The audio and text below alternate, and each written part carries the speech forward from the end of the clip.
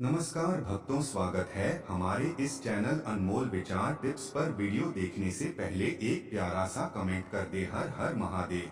दोस्तों 2 नवंबर रविवार कार्तिक माह के शुक्ल पक्ष की एकादशी तिथि यानी कि देवउठनी एकादशी के दिन पूजा पाठ, व्रत, स्नान करना या ना करना पर साल की सबसे पुण्यकारी और फलदायी एकादशियों में से एक देवउठनी एकादशी के दिन महिलाएं एवं पुरुष, खास करके सुहागन महिलाएं, भूलकर भी यह काम मत करना, वरना माता लक्ष्मी आपसे हो जाएंगी नाराज और घर में आएगी कंगाली और गरीबी। दोस्तों, गुरुजी ने अपनी अभी अभी की ही कथा में बताया है कि कार्तिक महीने में आने वाली साल की सबसे बड़ी और पुण्यदायी एकादशी तिथि यानी कि देवउठनी एकादशी के दिन गलती से भी महिलाओं को ये 3 काम नहीं करने चाहिए। ऊपर से इस बार देवउठनी एकादशी तिथि दुर्लभ ग्रह नक्षत्रों के बीच पूरे 150 सालों बाद आई है, इसलिए विशेषकर इस बार की देवउठनी एकादशी के दिन आपको इन कामों को करने की मनाही है। अगर कोई भी स्त्री हो या पुरुष बिना जानकारी के इन कामों को करता है तो उससे माता लक्ष्मी रुष्ट हो जाती हैं और उसे आजीवन निराश रहना पड़ता है। हमारे हिंदू धर्म में सभी तिथियों में देवउठनी एकादशी का विशेष महत्व होता है। प्रिय भक्तों, यह वही दिन है जब भगवान श्री हरि विष्णु 4 महीनों की योग निद्रा से जागते हैं। इस दिन तुलसी विवाह का पर्व भी मनाया जाता है और इसी दिन से सभी शुभ कार्य जैसे विवाह, गृह प्रवेश, मुंडन संस्कार आदि करने की अनुमति मिल जाती है। इसलिए देवउठनी एकादशी को साल की सबसे महत्वपूर्ण एकादशी कहा गया है। शास्त्रों में लिखा है कि जो व्यक्ति इस दिन नियम पूर्वक व्रत रखता है, भगवान विष्णु की आराधना करता है और रात्रि में उनके नाम का कीर्तन करता है, उसे अक्षय पुण्य प्राप्त होता है और वह सभी प्रकार के पापों से मुक्त होता है। वहीं दोस्तों, शास्त्रों में ऐसा भी कहा गया है कि देवउठनी एकादशी के जैसी पुण्यकारी तिथि और कोई नहीं है। इस दिन व्यक्ति के द्वारा किए गए सभी पुण्य कर्मों का फल 10 गुना होकर मिलता है। लेकिन यदि इस दिन आपसे जाने अनजाने में भी 7 ऐसी गलतियां हो जाती हैं, तो उस गलती का 100 गुना दुष्परिणाम भी हमें भोगना पड़ेगा, जिसके प्रभाव से व्यक्ति के दरवाजे से ही माता लक्ष्मी लौट जाती है। यदि आप व्रत, निर्जल व्रत रख रहे हैं या व्रत नहीं भी रख रहे हैं, फिर भी आपको इन गलतियों को भूलकर भी नहीं करना चाहिए। तो सभी लोग, खासकर सुहागन महिलाएं, इस वीडियो में बताई गई बातों को बड़े ही ध्यान से सुनना, वरना घर में आएगी कंगाली और गरीबी। अगर सुहागन महिलाएं देवउठनी एकादशी का व्रत रखती हैं, तो दोस्तों आप लोग इस वीडियो को हल्के में ना लेना। इस बार कई वर्षों बाद ऐसा दुर्लभ संयोग बना है कि देवउठनी एकादशी सोमवार के दिन पड़ रही है। साथ ही जानेंगे कि इस दिन आप कौन से उपाय करें जिससे आपको अपने जीवन में 100% धन की प्राप्ति हो। साथ ही इन 7 गलतियों के कारण आपको 7 जन्मों तक निर्धन न रहना पड़े, क्योंकि आज का यह वीडियो बहुत ही ज्ञानवर्धक वीडियो साबित होने वाला है। तो आप अपने फायदे के लिए इस वीडियो को अंत तक जरूर देख कर जाइएगा। यदि आज आपने इस वीडियो को बीच बीच में से देखा, काट काट कर देखा, तो हो सकता है कि आपको सही जानकारी प्राप्त ही ना हो और आप पूरे जीवन परेशानियों और समस्याओं से घिरे रहें। इसलिए वीडियो को ध्यान से देखना। आज की इस वीडियो में आप लोगों को 2 नवंबर देवउठनी एकादशी के दिन वह ऐसी कौन सी 7 गलतियां हैं जो आपको नहीं करनी चाहिए, एवं इस दिन आपको क्या खाना चाहिए और क्या नहीं खाना चाहिए जिससे परिवार में कोई दोष ना लगे। और देवउठनी एकादशी के दिन किए जाने वाले उपाय भी बताऊंगा और आपको इस दिन किन किन बातों का ध्यान रखना है। और इसी के साथ इस बार देवउठनी एकादशी पर आपको कौन से 3 काम करने से बचना चाहिए, यह सारी जानकारी हम आपको इस वीडियो में देंगे। इस वीडियो को देखने के बाद आपको कोई और वीडियो देखने की जरूरत नहीं पड़ेगी। तो चलिए दोस्तों, वीडियो में आगे बढ़ते हैं। अगर आप भी चाहते हैं कि माता रानी का आशीर्वाद आप पर सदैव बना रहे, तो वीडियो को लाइक करें, चैनल को सब्सक्राइब करें और कमेंट बॉक्स में जय श्री लक्ष्मी नारायण जरूर लिख दें। और अपने फायदे के लिए,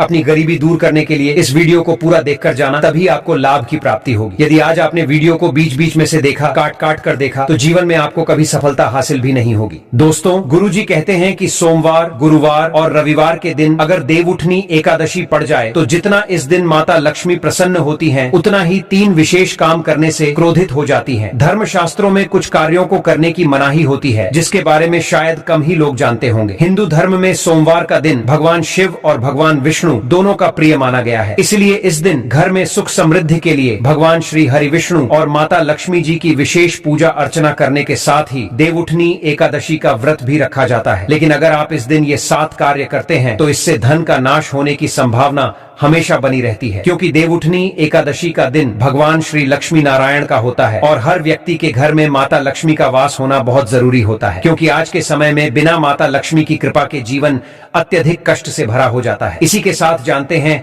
कि देवउठनी एकादशी पर आपको क्या करना चाहिए और क्या नहीं करना चाहिए। सबसे पहले तो चलिए भक्तों, आपका ज्यादा समय बर्बाद न करते हुए वीडियो को शुरू करते हैं। देखिए भक्तों, सबसे पहली बात तो यह कि हमारे हिंदू धर्म एवं प्राचीन ग्रंथों में सभी व्रतों में देवउठनी एकादशी तिथि को अत्यंत पुण्यदायक और मोक्षप्रद माना गया है और देवउठनी एकादशी भगवान श्री लक्ष्मी नारायण जी को समर्पित है। इस दिन किए गए उपवास, जप तप और ध्यान का विशेष महत्व होता है। शास्त्रों में बताया गया है कि कार्तिक माह के शुक्ल पक्ष की इस एकादशी तिथि का व्रत करने से व्यक्ति को सांसारिक जीवन की सभी समस्याओं से मुक्ति मिलती है, पितरों को मोक्ष की प्राप्ति होती है और स्वयं व्यक्ति जन्म मृत्यु के बंधन से मुक्त हो जाता है। इस दिन अगर दोस्तों भगवान आप पर प्रसन्न हो गए तो आप मान के चलिए कि आपके जीवन का कायाकल्प हो जाने से कोई नहीं रोक सकता और ऐसे व्यक्ति मरणोपरांत बैकुंठ धाम को प्राप्त होते हैं। शास्त्रों के अनुसार इस अत्यंत ही पुण्य और मंगलकारी तिथि पर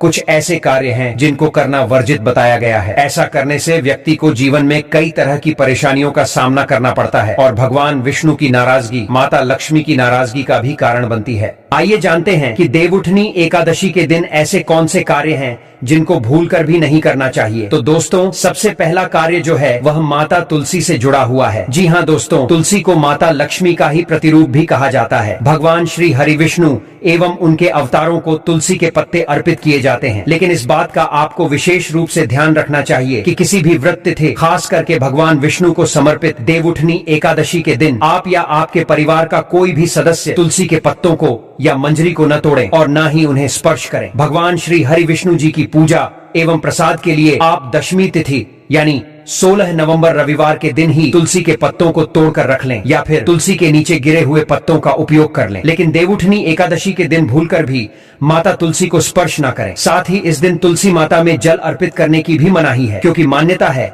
कि देवउठनी एकादशी के दिन माता तुलसी भगवान श्री हरि विष्णु जी के लिए अखंड उपवास रखती हैं और तुलसी में जल अर्पण करने से उनका व्रत खंडित हो सकता है, जिससे आपको पुण्य के बदले माता के क्रोध का सामना करना पड़ सकता है। हाँ, इस दिन तुलसी माता की धूप दीप दिखाकर पूजा की जा सकती है, तो वह आप जरूर करें। शाम के वक्त माता तुलसी के समक्ष देसी घी का दीपक प्रज्वलित करें, लेकिन महिलाएं भूलकर भी 2 नवंबर देवउठनी एकादशी के दिन बाल खोलकर तुलसी मैया की पूजा ना करें, इससे उल्टा आपको भयंकर दोष लग सकता है। चलिए जानते हैं दूसरी गलती के बारे में, जिसे कि हमें 2 नवंबर देवउठनी एकादशी के दिन नहीं करना चाहिए। हमारे ब्रह्म वैवर्त पुराण एवं पद्म पुराण में स्पष्ट लिखा हुआ है कि देवउठनी एकादशी का दिन स्वयं भगवान लक्ष्मी नारायण जी और मोक्ष प्रदान करने वाली तिथि होती है। ऐसे में यदि कोई व्यक्ति गलती से भी मांस, मदिरा या तामसिक भोजन का सेवन करता है तो पितरों को कष्ट होता है और ऐसा व्यक्ति 7 जन्मों तक गृह क्लेश, दरिद्रता और दुखों से घिरा रह सकता है। इसलिए देवउठनी एकादशी के दिन महिलाएं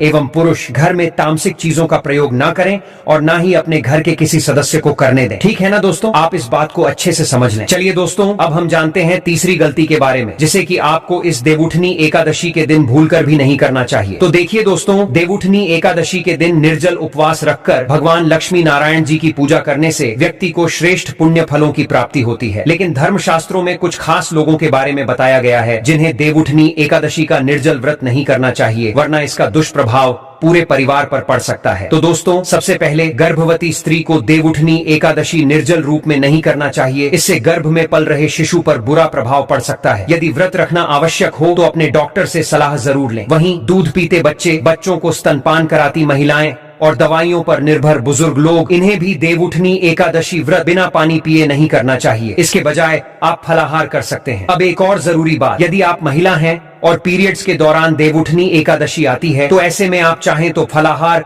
या जल व्रत रख सकती हैं, लेकिन पूजा में बैठना या पूजन सामग्री को छूना, इससे बचना चाहिए। वहीं दोस्तों, देवउठनी एकादशी के दिन आपको अपना मन शांत रखना चाहिए। किसी से लड़ाई झगड़ा, विवाद या कलह नहीं करना चाहिए। इस दिन भगवान श्री लक्ष्मी नारायण और भोलेनाथ जी की पूजा में काले रंग के वस्त्रों का प्रयोग वर्जित है, इसलिए आप लाल या पीले रंग के वस्त्र पहनकर ही पूजा करें। साथ ही दोस्तों, देवउठनी एकादशी के दिन आपको अपने घर के मुख्य द्वार पर कभी भी जूते चप्पल नहीं रखने चाहिए, झाड़ू भी नहीं रखनी चाहिए। अगर कोई व्यक्ति अपने घर के मुख्य द्वार पर झाड़ू रख देता है या फिर जूते चप्पल फैलाकर रख देता है तो माता लक्ष्मी तुरंत लौट जाती है और वो वो भी क्रोधित अवस्था में। और जिस घर में माँ लक्ष्मी का प्रवेश न हो, ऐसे घर में उनकी बड़ी बहन दरिद्रता का वास हो जाता है। आपने जरूर देखा होगा कि लगभग हर एक मनुष्य अपने घर के मुख्य द्वार पर नींबू और हरी मिर्च को टांग कर रखते हैं। लेकिन क्या आपने कभी सोचा है कि ऐसा क्यों करते हैं? इसको टांगने का असली कारण क्या है? तो देखिए दोस्तों, नींबू और हरी मिर्च दरिद्रता का आहार माने जाते हैं, और जब दरिद्रता को मुख्य द्वार पर ही अपना आहार मिल जाए तो वह घर के अंदर, विशेषकर रसोई घर में प्रवेश नहीं करती। इसलिए यह भी कहा जाता है कि देवउठनी एकादशी जैसे शुभ तिथि के दिन नींबू मिर्च टांगने से दरिद्रता घर में नहीं आती है। अब आप में से बहुत सारे लोग पूछते हैं कि घर में लक्ष्मी क्यों नहीं आती? तो देखिए दोस्तों, जिन घरों में महिलाओं का अपमान होता है, ऐसे घर में माता लक्ष्मी कभी प्रवेश नहीं करती। तो दोस्तों, वीडियो ज्यादा लंबा नहीं करेंगे, वीडियो को यही समाप्त कर देते हैं। जाते जाते एक प्यारा सा कमेंट जरूर कर देना। हर हर महादेव, जय शिव शंभू।